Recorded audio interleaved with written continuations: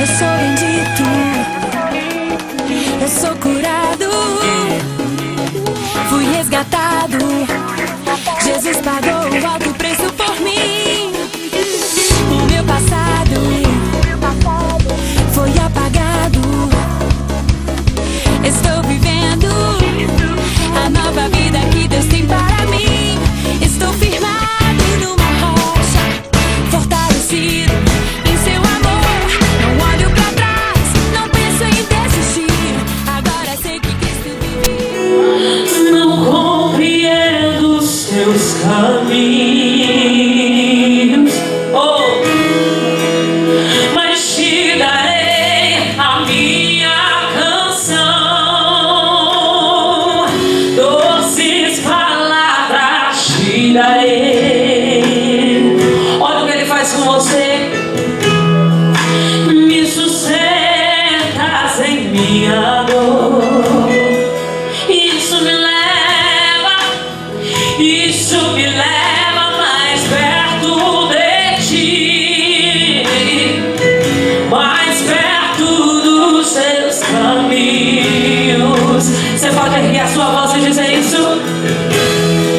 E ao redor de cada esquina, em cima de cada montanha, eu não procuro por coroa, nem pelas águas das fontes. Desesperado eu te busco, frenético acredito que a visão da tua face, Deus, é tudo o que eu preciso.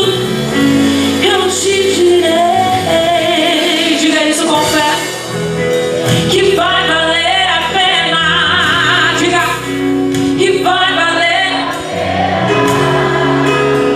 e vai valer a pena mesmo. Diga isso mais forte que você puder, mas diga com fé. Diga pra ele que vai,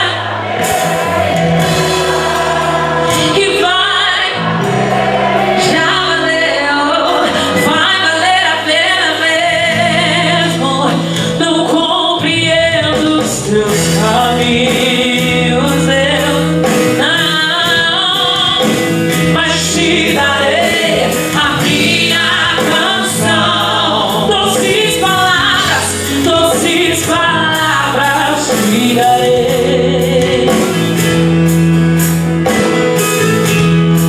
E me sustentas em minha dor.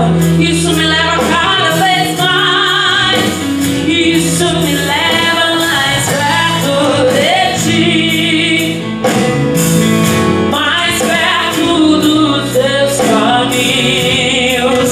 Diga ao redor de cada esquina, e ao redor de cada esquina, em cima de cada montanha, eu não procuro por coroa, nem pelas águas das fontes. Desesperado eu te busco, frenético acredito que a visão da tua face é tudo que eu preciso, Pai, é tudo que eu preciso. Eu te direi, diga que vai valer a pena, que vai valer a pena, que vai valer a pena mesmo. Diga que vai valer a pena, eu sei que vai valer a pena, que vai valer a pena, que vai valer a pena mesmo. Escute. Em teu tempo, tudo lindo fazes, Deus que tudo pode, tudo sabes, Ele sabe de tudo, Ele te vê. Em teu tempo, tudo lindo fazes, vivo cada dia.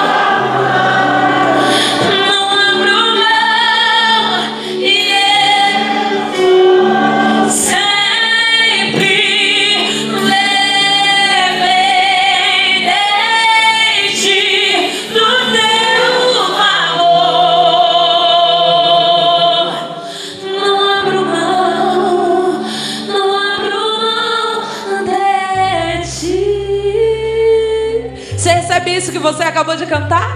Aplaude o nome dele em nome de Jesus. Aleluia. Deus abençoe.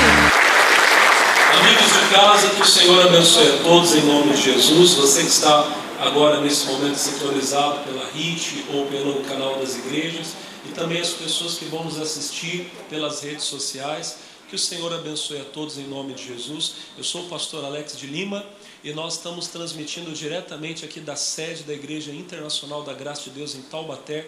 Esse aqui é o culto dos Filhos de Deus, que está sendo gravado no domingo, 8 horas da manhã. Sempre aos domingos nós temos 6 concentrações de fé. Já tivemos uma às 6 da manhã, estamos tendo essa agora das 8. Depois nós teremos às 10h30, 3 da tarde, 6 da tarde e 8 horas da noite. E a nossa igreja todos os dias está aberta, nós temos cultos todos os dias, reuniões pela família, reuniões de cura e libertação. Depois eu falo mais com você dos nossos horários, das nossas reuniões, aonde Deus vai te abençoar. Amém? O povo de Deus está aqui reunido na fé. Quem está feliz, diga glória a Deus. Você em casa, participe conosco, como nós iremos participar aqui, com alegria no coração.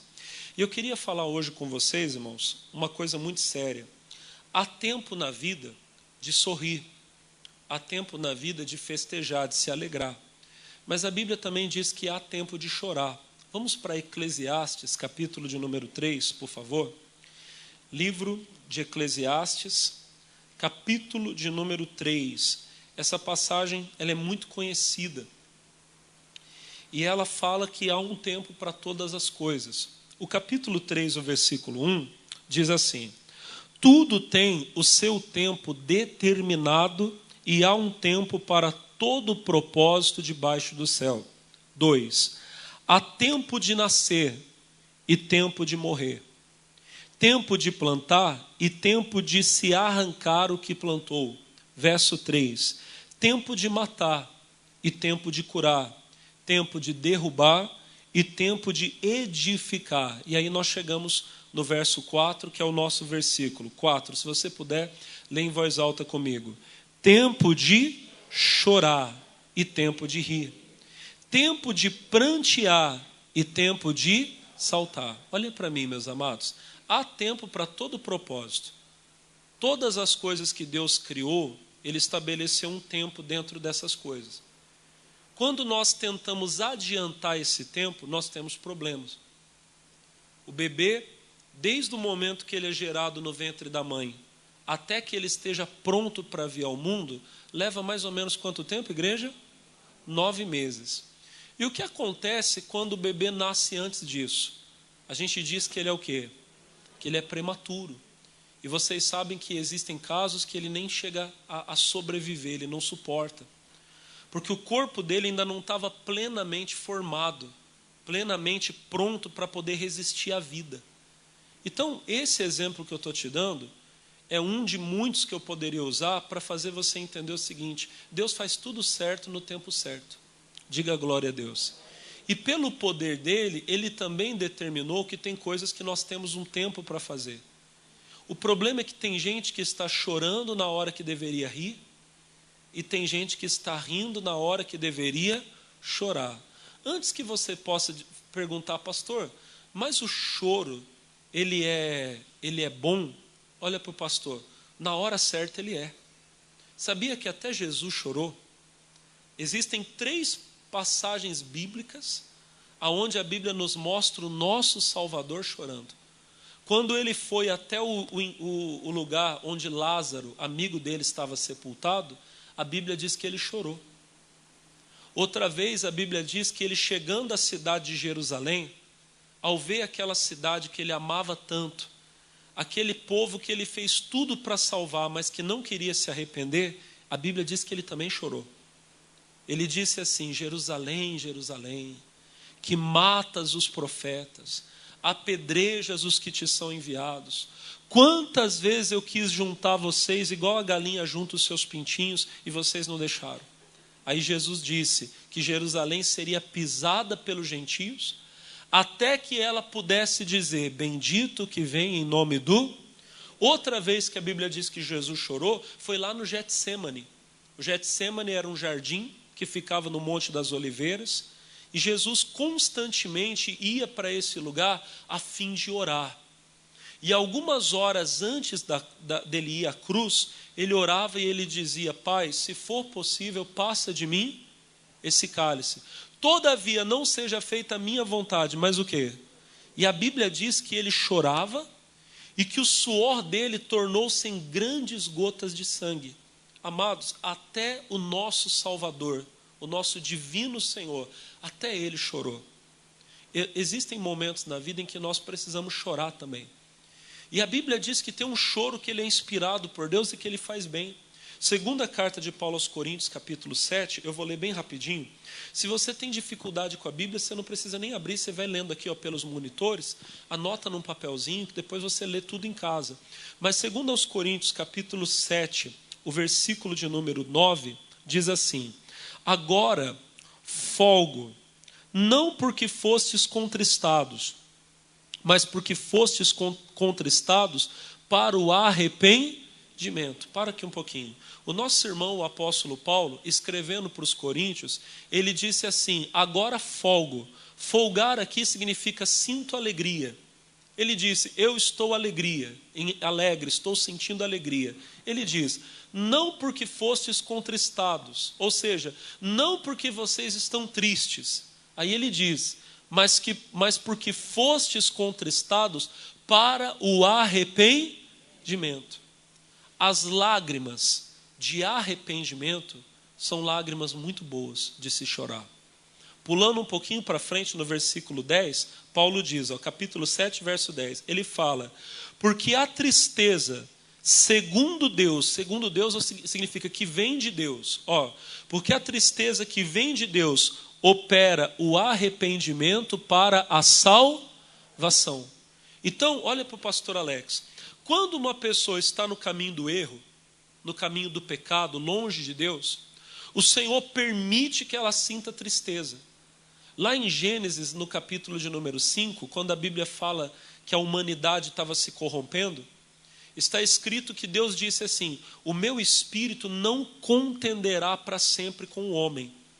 Jesus disse, meus irmãos, que o Espírito de Deus, ele trabalha no homem para trazer o arrependimento.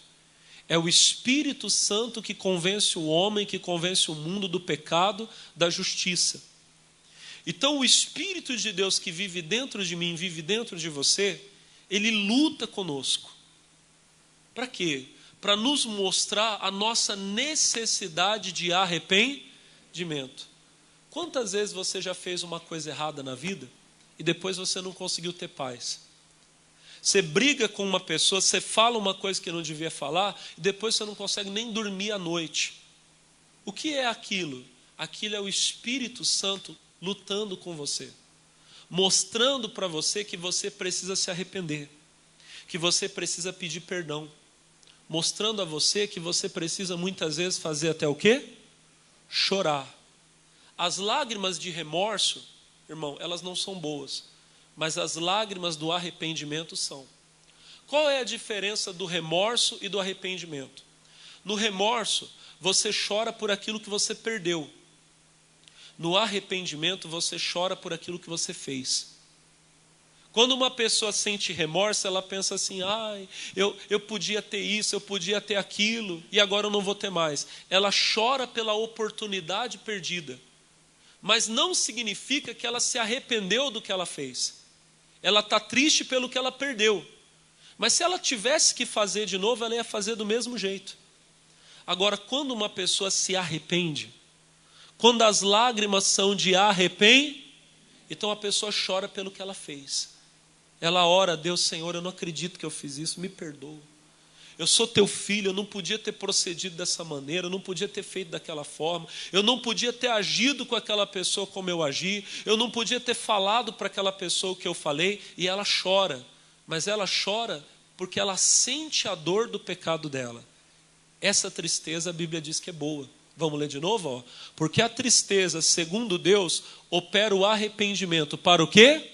Para a salvação, da qual ninguém se arrepende, mas a tristeza do mundo opera a morte. A tristeza do mundo aqui é o que eu falei para você agora há pouco, é o remorso. A pessoa chora, mas ela não muda. Quem está entendendo, diga glória a Deus.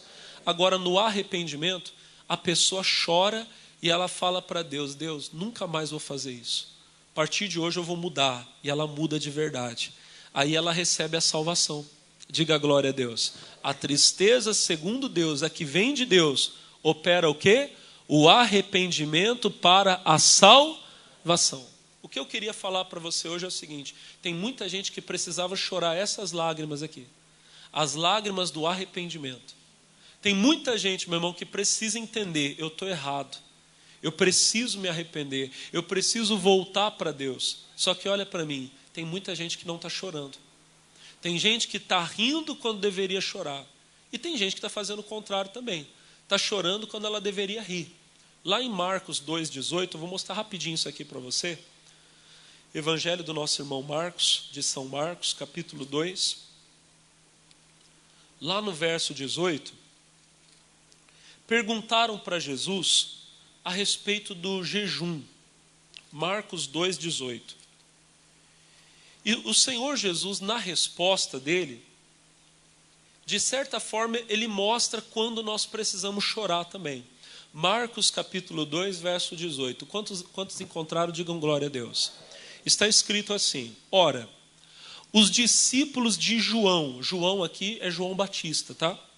Os discípulos de João e os fariseus jejuavam.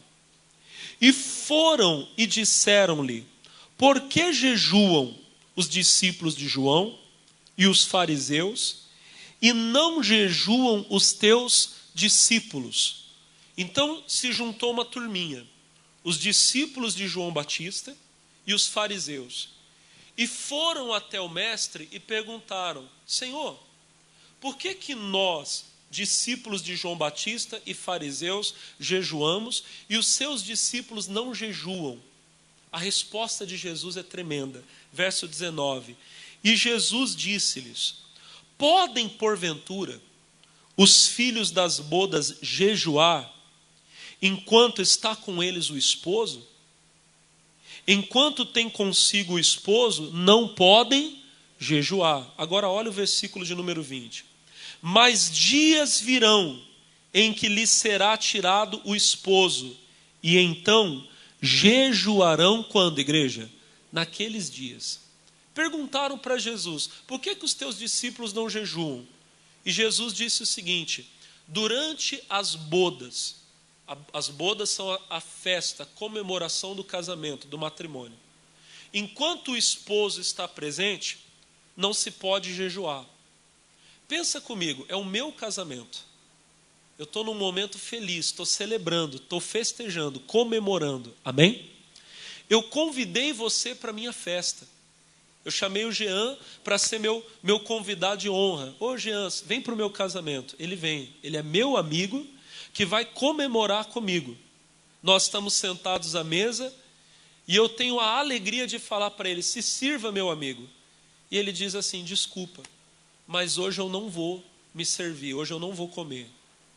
Aí eu pergunto: mas por quê? Ele diz: porque eu estou em jejum. Eu vou falar: mas hoje não é dia de jejum. Hoje é dia de festa, de celebração. Quantos estão entendendo? Digam amém. Você não jejua quando o noivo está presente. O noivo aqui, nessa passagem, representa Jesus. Irmão, quando Jesus está presente na sua vida, você não precisa jejuar. Você está bem? Você está sentindo a presença de Deus? Você está tendo a alegria da salvação? Você vem para a igreja sem dificuldade? Você ora sem dificuldade? Você lê a Bíblia sem dificuldade? Então o jejum, ele não é exatamente uma necessidade para você. Só que Jesus disse que há um tempo de jejuar. Quando é? Versículo 20. Mas dias virão em que lhe será tirado o esposo. Lembrando que o esposo aqui representa quem, igreja? Jesus. Dias virão em que lhe será tirado o esposo, e então jejuarão naqueles dias. Quando que você precisa jejuar?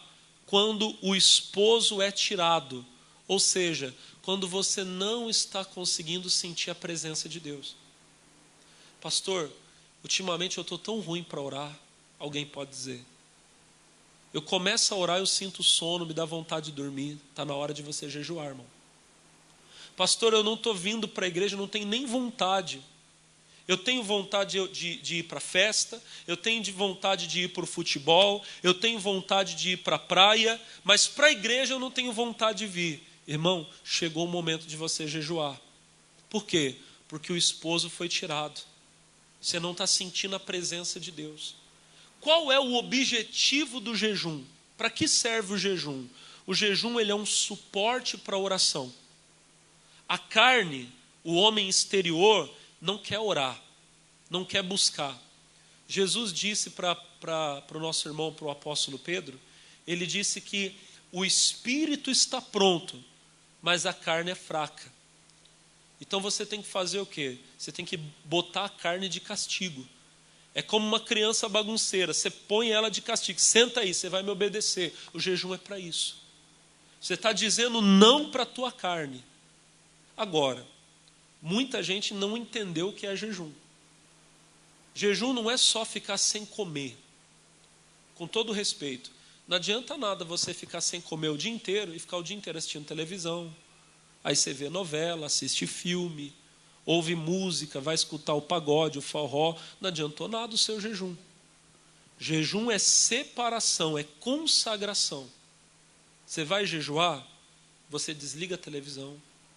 Se você vai ouvir a música, você vai ouvir aquele louvor que te aproxima de Deus. Quem está entendendo, diga amém. Se você vai ligar a televisão, é para ouvir a palavra de Deus. Você não vai, no jejum, ficar mexendo no WhatsApp, no Facebook. No jejum, se você for pegar o celular, é para ler a Bíblia. É para ouvir uma pregação. Eu tenho 50 cultos ou mais agora, não sei quando que essa pregação vai chegar na rede social, mas eu já devo ter mais de 50 cultos no YouTube. Dá para você pegar, irmão, e assistir quantos cultos você quiser. Você pega lá no celular e deixa. Você está limpando a casa, mas ouvindo a pregação. Quem entendeu, diga amém. Você está fazendo as suas obrigações, você está lá lavando roupa, mas ouvindo louvor, e orando, e falando com Deus. Diga amém. E aí você para um pouquinho, você vai para o teu quarto, você dobra o joelho, você faz as suas orações. Diga glória a Deus. Tem muita gente que diz, pastor, mas eu não consigo orar. Tem muita gente, irmão, que não está conseguindo orar. Eu vou abrir um parênteses aqui na pregação. Eu fiz isso de manhã, acho que isso aqui vai ajudar você. Talvez você não está conseguindo orar porque está te faltando estratégia de oração. Deixa eu te ensinar uma coisa que eu fazia quando eu estava começando. Hoje eu já não preciso mais seguir essa regrinha. Mas no começo ela me ajudava muito. Eu dividi a minha oração, aprendi a dividir a minha oração em 3 partes. A primeira parte da oração que eu sempre fiz a Deus, a minha oração de comunhão com Deus, era uma oração de arrependimento. Você entra na presença de Deus e a primeira coisa que você faz, você coloca a tua vida em ordem. Você lembra se tem algum pecado. Lembra que eu falei no começo da pregação que o Espírito Santo nos convence? Amém? Ora a Deus, Senhor, mostra para mim aonde eu errei, aonde eu falhei. E Deus vai fazer você lembrar, pessoal. Você vai começar a lembrar de lugares que você foi e não deveria ter ido. Coisas que você viu e não deveria ter visto. Que você fez e não deveria ter feito. E o que você faz? Confessa a Deus, peça perdão. Senhor, me perdoa. Se você estiver magoado com alguém, você perdoa. Deus, no meu coração eu estou perdoando aquela pessoa. Depois, Senhor, eu vou até procurar ela e falar para ela que ela está perdoada. Ou vou procurar aquela pessoa e pedir perdão. Quem entendeu, diga amém. Primeira parte da oração, você se acerta com Deus. Quando você não lembrar de mais nada, você fala, Deus, se tem mais alguma coisa que eu não lembro, o Senhor me perdoa, mas me limpa com o sangue de Jesus, me purifica. E quando você sabe, você começa a sentir aquela alegria. Na presença de Deus existe abundância do quê? Você já sente o perdão. Você sabe que Deus ouviu a tua oração e você foi perdoado. Diga glória a Deus. Aí você começa a intercessão. O que é intercessão? É quando você começa a orar pelas pessoas. Aí, irmão, tem gente que não tem muita facilidade. Sabe o que eu fazia? Eu fiz isso muitas vezes. Eu pegava às vezes uma folha de caderno e eu ia escrevendo o nome das pessoas. Nome da minha família, o pessoal que estudava comigo. Você faz a mesma coisa. Coloca o nome do pastor, da igreja, o nome do prefeito, verdade, do presidente, e ora por todo mundo. Você vai lendo ali naquele papel e vai falando, você tá lá o nome, oh Deus, agora é a Josefina, oh Deus, a Josefina está com problema de saúde, abençoa ela. Quem está entendendo, diga amém. Cura ela. Aí você terminou de orar pela Josefina, oh Deus, agora é o José, Deus, oh Deus, o José está precisando tanto. Abençoa ele em nome de Jesus. E você vai orando, e ora pelo país, ora pelos presidiários. pelas pessoas que estão nos hospitais. Amém, irmão? Ora pelos jovens que estão nas drogas, na prostituição. Ora por todo mundo que você lembrar. Você vai ver que talvez, tem gente que diz assim, pastor, não consigo orar 5 minutos. Só nessa oração você vai ficar 1 hora. Talvez você vai ter que até parar na metade. Oh Deus, agora eu tenho até que parar. Porque você vai ver, terminou de fazer essa oração, aí você sempre termina a sua oração fazendo o quê? Agradecendo e adorando. Amém?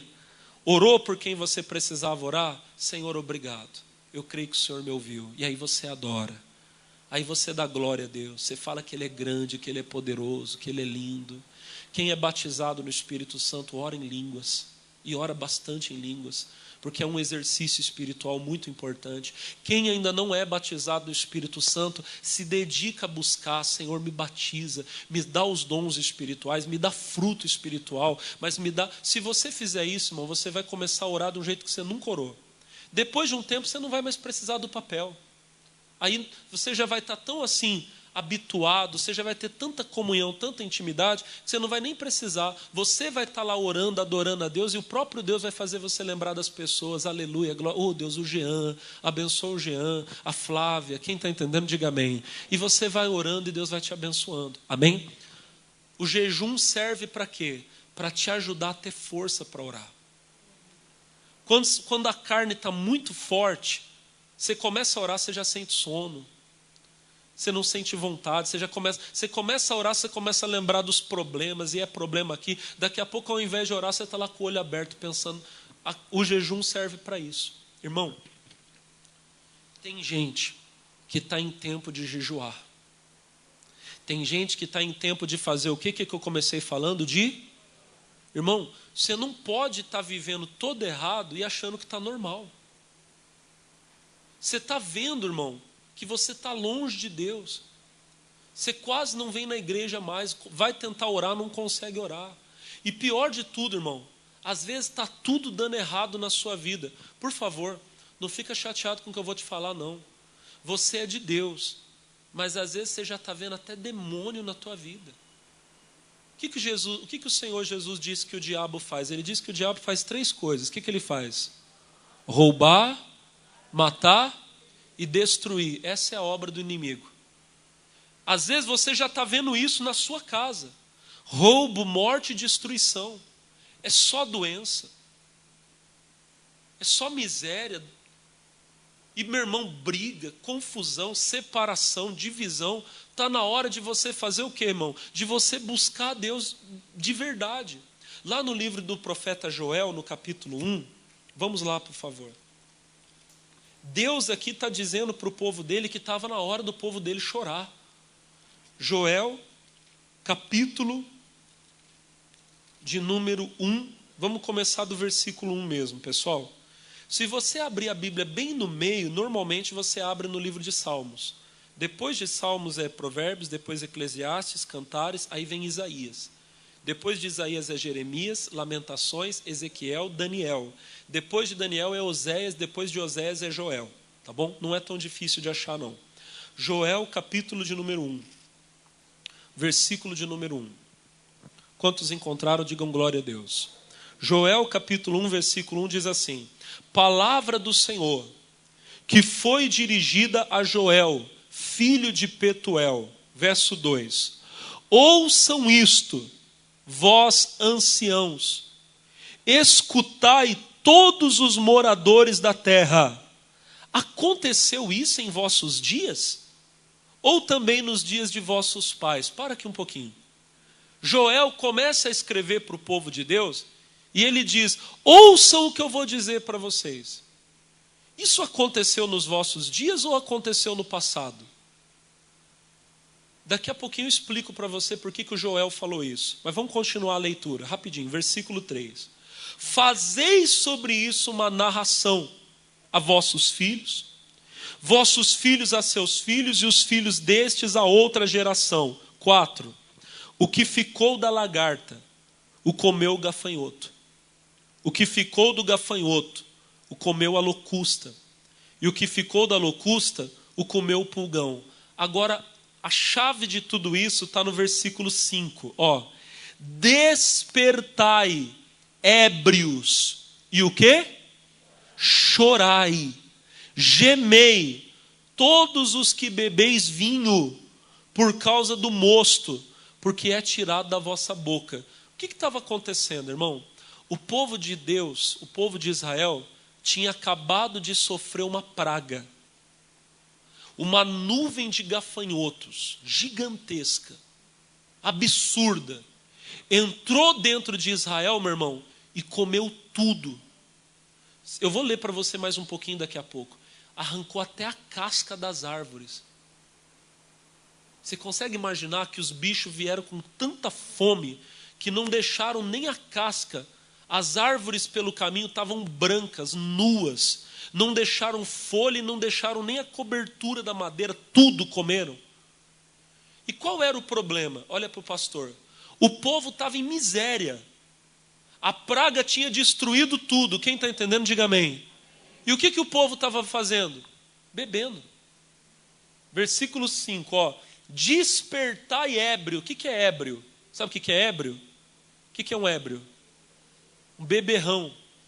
Bêbado, embriagado. Acorda, seu bêbado. É isso que está escrito ali. Desculpa, tá? A forma de falar. Despertai ébrios e chorai, gemei, todos os que bebeis vinho, por causa do mosto. Mosto na Bíblia é o vinho antes dele ser alcoólico. Na Bíblia, o mosto ele é um símbolo da alegria.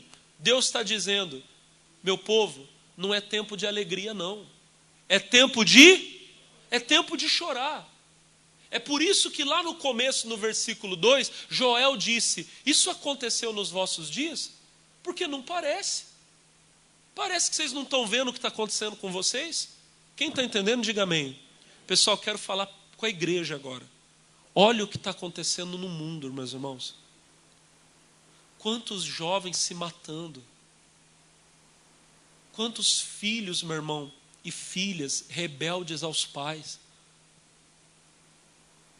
Quanta maldade, meu irmão, quanta violência. Você liga a televisão. Há muito tempo atrás tinha uma pessoa que era uma espécie de uma piada que ele falava. Mas ele dizia que o jornal tinha tanta desgraça que se apertasse saía sangue. Alguém já ouviu falar disso? Irmão, com perdão da palavra, mas parece que só falta sair sangue. De tanta notícia ruim. E o que nós estamos fazendo? Às vezes nós estamos nos embriagando. Quando fala nos embriagar, é claro que você que é de Deus não bebe. A gente não consome bebida alcoólica porque a gente sabe que é pecado. Mas o que eu estou querendo dizer é o seguinte, às vezes, irmão, nós estamos achando que não está acontecendo nada. Estamos vivendo a nossa vida, é shopping, é praia, é festa. E nós estamos esquecendo, meus irmãos, que é tempo de chorar, que é tempo de nos humilhar diante de Deus. É tempo de arrependimento. Quantos estão entendendo? Digam glória a Deus. Não que você não possa ter um momento de alegria com a família. Não que você não possa juntar a família e comemorar e celebrar. Agora, por exemplo, nós estamos entrando na época das festas de final de ano. Pastor, é pecado eu fazer uma viagem? Claro que não. Pastor, é pecado eu reunir minha família? Claro que não. Reúna a família. Aproveita a sua família que Deus te deu e glória a Deus por isso. Mas eu estou falando do nosso dia a dia. Tem gente, meu irmão, que no dia a dia parece que ela ficou cega. Nós estamos passando, meu irmão, por pessoas na rua que estão caídas e a gente não está fazendo nada. É tempo de chorar. Quem está entendendo, diga glória a Deus. Olha o que aconteceu com o nosso país nesse ano, meus irmãos. Quantas pessoas morreram? Quantas? E não foi só as vidas que se perderam, quantos empregos se perderam? Quantos pais de família estão voltando para casa sem ter o pão para levar, por causa dessa desgraça que se abateu sobre nós? É tempo de fazer o que, irmão? É tempo da igreja despertar e falar, nós temos que orar. Nós temos que jejuar. Quem está entendendo, diga amém. Nós temos que chorar. Irmão, a Bíblia diz que se o povo que se chama pelo nome do Senhor se humilhar e orar, se arrepender e buscar a Deus, Ele vai ouvir do céu, Ele vai perdoar os nossos pecados e Ele vai sarar a nossa terra. Deus vai trazer bênção para a sua casa, irmão. Ele vai sarar a nossa nação. Quem crê, diga glória a Deus. Quando? Quando nós entendemos que é tempo de chorar, que é tempo de se humilhar diante de Deus, que é tempo de pedir perdão pelos nossos pecados, de voltarmos a respeitar a Deus, irmão. Essa semana eu estava vendo um negócio. Isso aqui que eu vou falar é muito sério. Tem um grupo. Esse grupo ele é muito famoso no YouTube e nas redes sociais. Não vou falar aqui abertamente. Todo final de ano, eles fazem um filme para zombar da pessoa de Jesus. Todo final de ano eles fazem. E eles colocam Jesus, meu irmão, de um modo totalmente desrespeitoso. Ano passado, eles fizeram um filme, me dá até vergonha de falar para você o que eu vou falar agora. Mas eles fizeram Jesus como se Jesus fosse afeminado. Ano passado eles fizeram. Esse ano fizeram de novo. Zombando olha para o pastor, zombando da vinda de Jesus. E sabe qual que é o pior de tudo? É que as pessoas veem isso e não falam mais nada, irmão. Estão perdendo o respeito por aquilo que é mais sagrado, pela pessoa do nosso Senhor Jesus. Quem está entendendo, diga amém. E zombando, pessoal. Zombando dos apóstolos de Jesus. Zombando da mãe de Jesus. Zombando do nosso irmão José, que foi pai de Jesus. Zombando, fazendo chacota. Quem está entendendo, diga amém. Zombando das coisas sagradas de Deus. Irmãozinho, irmãzinha, olha para o pastor Alex. É tempo da gente chorar por esse povo. Orar e falar, meu Deus, esse povo tem que acordar. Zombando da Bíblia, pessoal. Da palavra de Deus. Amados irmãos, se nós buscarmos a Deus, isso vai mudar. Se nós chorarmos, Deus vai fazer uma grande obra. Quem crê, diga glória a Deus. Nós não podemos perder a oportunidade que Deus está dando. Eu não tenho mais tempo, mas eu queria só falar mais uma coisa. Você me deixa falar só mais uma coisa para você? A gente tem que aproveitar o tempo de chorar, de pedir perdão. Porque se isso não acontecer, depois virá o juízo. Houve um homem na Bíblia. Esse homem era poderosíssimo. O nome dele era Nabucodonosor.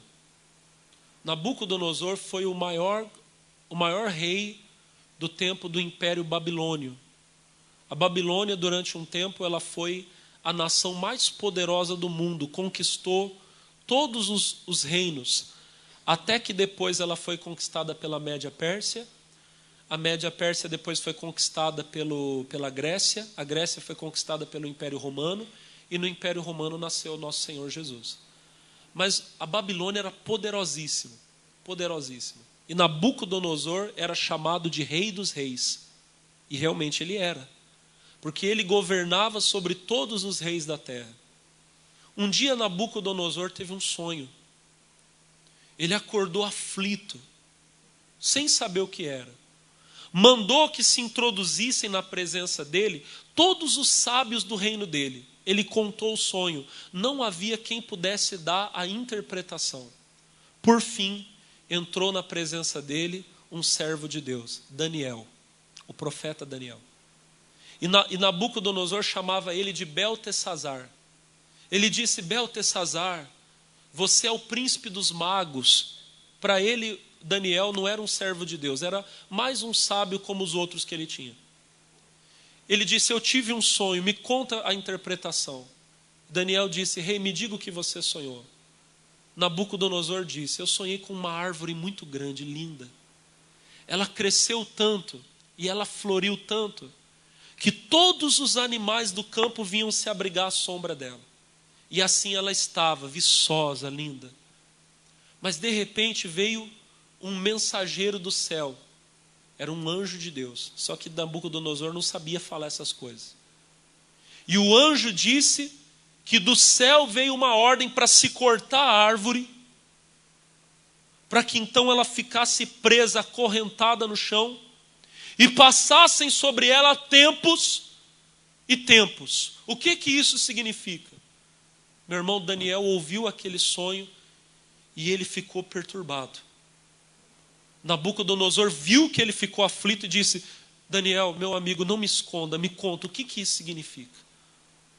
E Daniel disse, olha, rei, quem dera o sonho que o Senhor teve fosse sobre os seus inimigos. Mas essa árvore grande que o Senhor viu é você mesmo.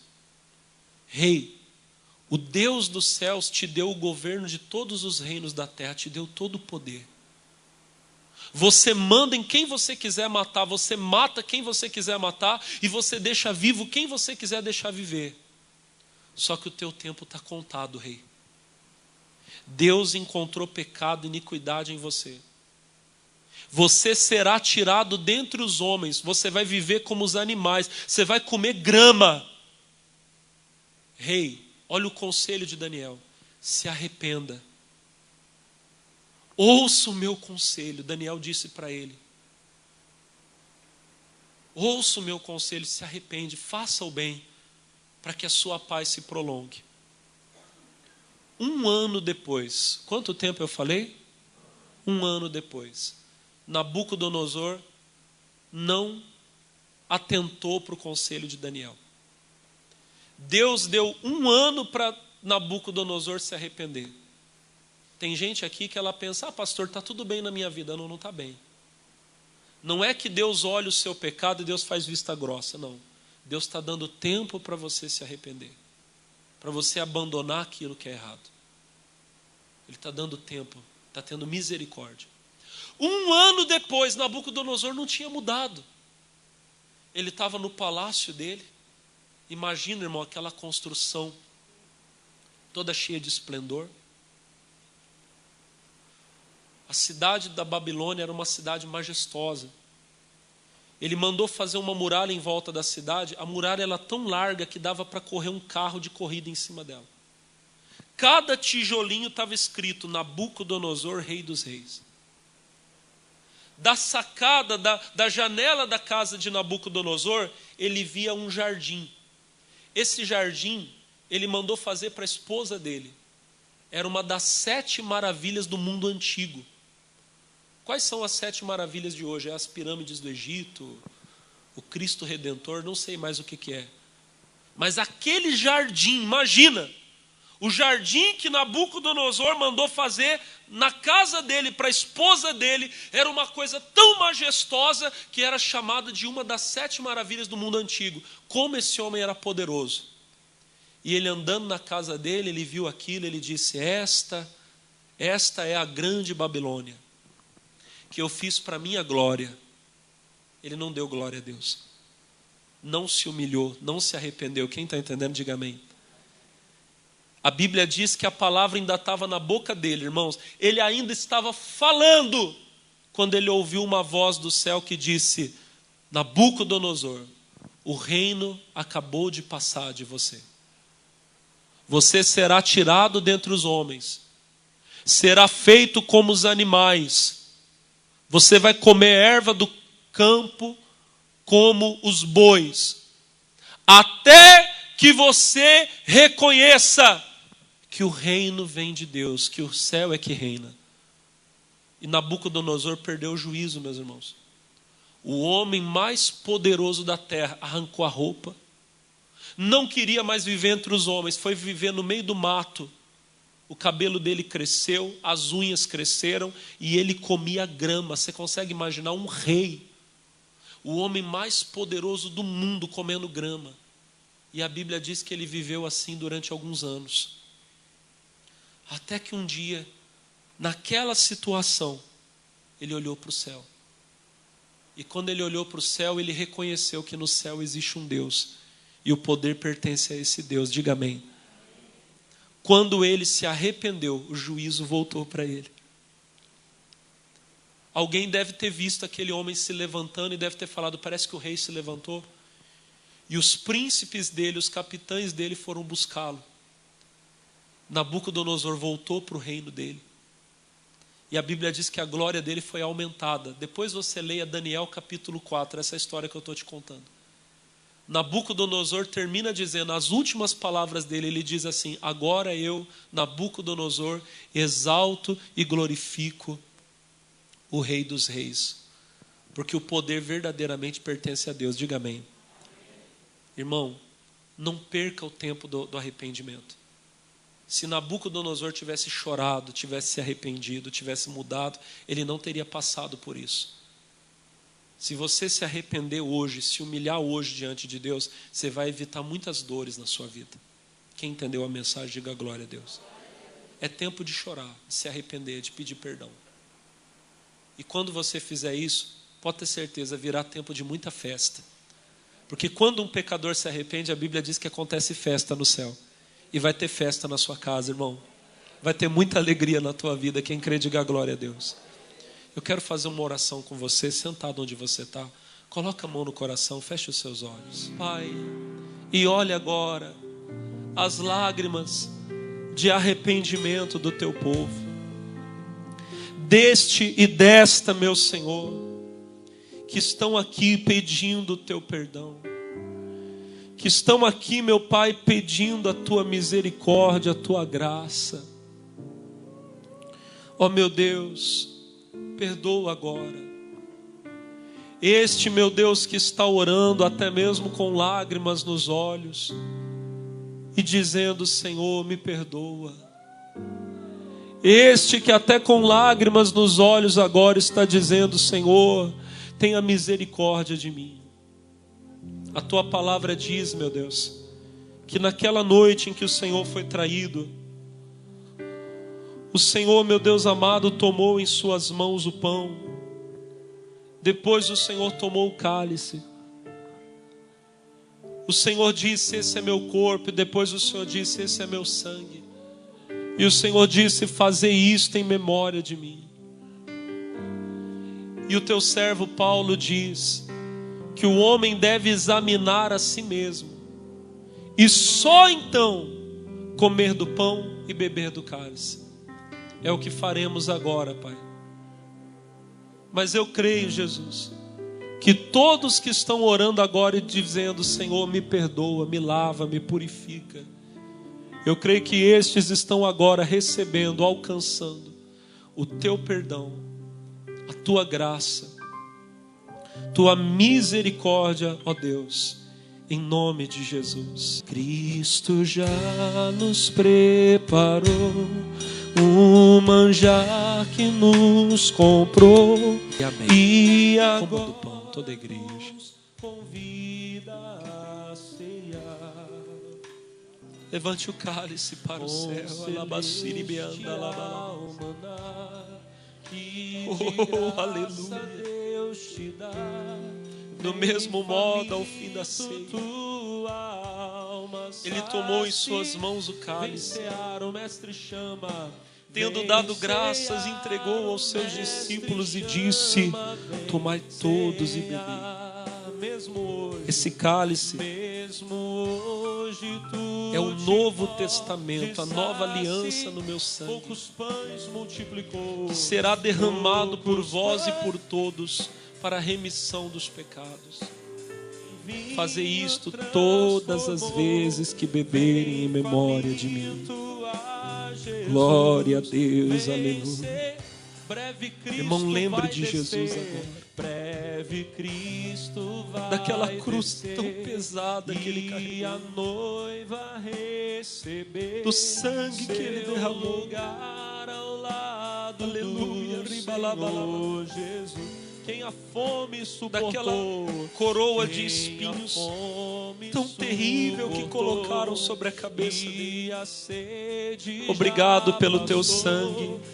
Levante o cálice e diga: Senhor Jesus, muito obrigado por este cálice que para mim, pela fé, é o sangue de Jesus.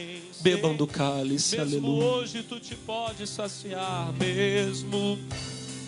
Tu te saci. O mistério de tua glória, Cristo em ti se revelou. Diga: ó, quão lindo esse nome é. Oh, quão lindo esse nome é, o nome de Jesus, meu Rei.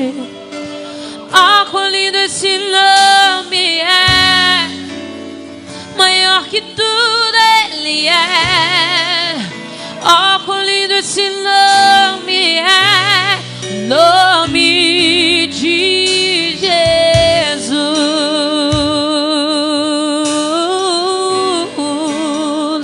Erga a sua voz e declare isso.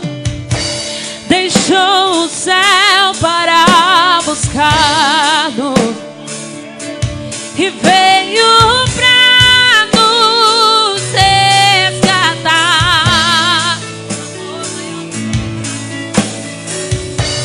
Amor maior que meu pecado. Diga, nada vai e nada vai nos separar. Oh, quão maravilhoso é! Oh, quão maravilhoso é o nome de Jesus, meu Rei. Oh, quão maravilhoso é! Maior que tudo Ele é. Oh, quão maravilhoso é o nome de Jesus. Você crê que Ele entregou a vida por você? E pelas pisaduras dele nós fomos sarados. Nós não éramos dignos de estarmos aqui, não. Mas Ele se entregou por amor a mim, por amor a você. Ele se entregou naquela cruz. Mas no terceiro dia Ele ressuscitou. No terceiro dia Ele ressuscitou. No terceiro dia Ele ressuscitou. Ei! Oh, a morte venceste, o véu tu rompeste, a tumba vazia agora está. O céu te adora, proclama tua glória, pois ressuscitaste, vive está. Diga, és invencível, és invencível, inigualável, hoje pra sempre reina. Teu é o reino, teu é o reino, tu é a glória acima de todo nome. Está poderoso, poderoso esse nome é. Poderoso esse nome é. O nome de Jesus, meu Rei. Poderoso esse nome é. Mais forte que tudo é. Poderoso esse nome é. Nome. Erga suas mãos para o céu e diga que o nome dele é poderoso, porque ele venceu a morte. Ele entregou a vida por mim, por você. Ele entregou a vida por mim, por você. E se estamos aqui hoje, é porque ele se entregou, ele se entregou, meu irmão. Oh, poderoso, oh, poderoso tu és, poderoso Deus. Diga que o nome dele é poderoso. Poderoso esse nome, poderoso o nome, o nosso Rei. Poderoso esse nome é, mais forte que tudo é. Poderoso esse nome é, diga, o nome de Jesus. Você pode aplaudir esse nome? Glória a Deus. Aleluia. Aleluia. Glória. Glória a Deus. Amigos, olha, glória a Deus. Deixa eu falar com vocês. Nós estamos nesse momento aqui transmitindo para vocês da sede da Igreja Internacional da Graça de Deus de Taubaté. E nós temos as reuniões todos os dias, de segunda a sexta-feira, reuniões às 8 da manhã, 10 da manhã, ao meio-dia, 3 horas da tarde, 5 horas da tarde e 7h30 da noite, todos os dias, tá bom? Domingo, as reuniões são em horários diferentes. Domingo, reunião 6 horas da manhã, 8 horas da manhã, 10h30 da manhã, depois 3 da tarde, 6 da tarde e 8 horas da noite, tá bom? Aqui na Avenida Granadeiro Guimarães, 416, no centro de Taubaté, pertinho da Rodoviária Velha, ao lado do Hospital Escola. Você é meu convidado para participar. Eu tenho certeza que Deus tem uma bênção para você, tá bom? Vamos fazer uma oração pelo pessoal que está em casa? Jesus abençoe todos os amigos, irmãos que vão assistir esse culto. Meu Deus, que o Senhor abençoe, curando os enfermos, libertando os oprimidos, fazendo, meu Deus, maravilhas na vida de todos aqueles que precisam. Esta é a nossa oração, em nome de Jesus. E a igreja diga amém. Vamos aplaudir ao Senhor. Obrigado, amigos. Deus abençoe.